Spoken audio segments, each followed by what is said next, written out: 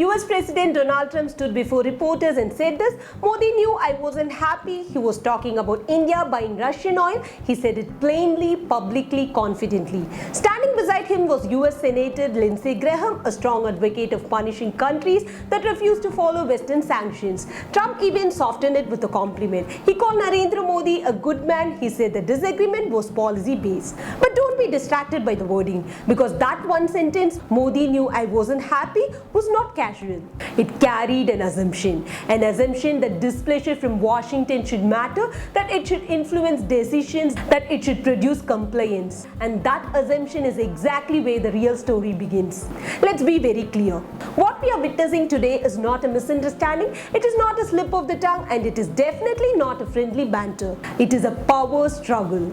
A struggle between an old world that believes it can still manage nations and a new India that has decided it will not be managed by anyone. When Donald Trump stood before the world and spoke about India, he wasn't just talking about tariffs or helicopters, he was doing something far more revealing. He was trying to claim leverage. He said India ordered 68 Apache helicopters. He said Prime Minister Modi came to see him. He said India reduced tariffs. He said India bought Russian oil.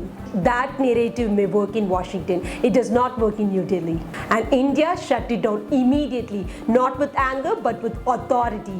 India's External Affairs Minister Jaishankar and senior diplomatic official made it clear without shouting, without drama. India does not change policy decision because a US president boasts on a microphone. Let that sink in. This is not denial, this is rejection of hierarchy. India categorically rejected the idea that tariffs were reduced under pressure. India rejected the suggestion that energy purchases were influenced by American discomfort. India rejected the framing that defense purchases by political obedience. This is a diplomatic slap delivered with a calm face. And here is why this matters geopolitically. For decades, the West operated on a simple model: applied pressure, claim credit, control narrative. That model worked on weaker states. It does not work on India anymore. India buys weapons from the US but refuses alignment. India trades with America but blocks economic bullying. India talks partnership but rejects subordination. This is why the Russian oil issue exploded. The US wanted isolation, India chose affordability.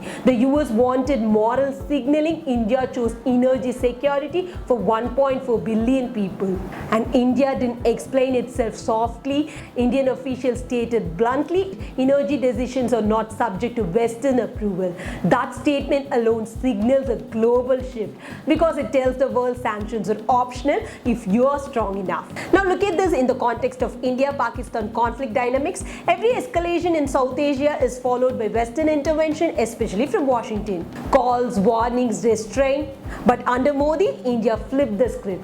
India struck when necessary, India stopped escalation when it chose, and India did not credit any foreign capital for peace. That is crucial because stopping war without foreign mediation is power. And Narendra Modi understands this better than most leaders. Modi's India does not shout anti-American slogans. That's too small. Instead, it does something more dangerous to old power systems. It ignores pressure. That is why Trump's attempt to publicly frame India as a responsive, pressured state was so aggressively corrected. India wasn't just defending facts, it was defending status. Because once a narrative of control is accepted, sovereignty erodes. And India refused it. And here is the uncomfortable truth for Washington. India today is not an ally you can discipline, it is a power you must negotiate with.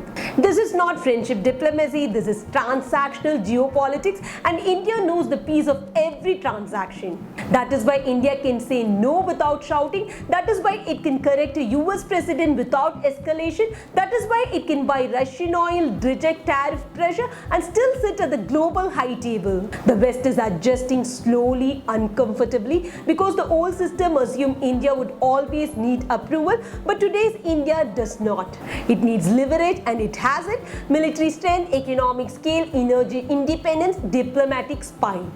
This is not a phase, this is not a personality issue, this is structural change. India has crossed the line from influence nation to influencing power, and that is why statements like Trump's are no longer ignored, they are corrected. They are corrected publicly, officially, without apology. This is the message India is sending to the world. You can talk to us, you can trade with us, you can partner with us, but you cannot manage us. Not on war, not on tariffs, not on oil, not on narrative. This is today's India, and global geopolitics will never be the same again. For more interesting geopolitical stories, subscribe to FireLine Media.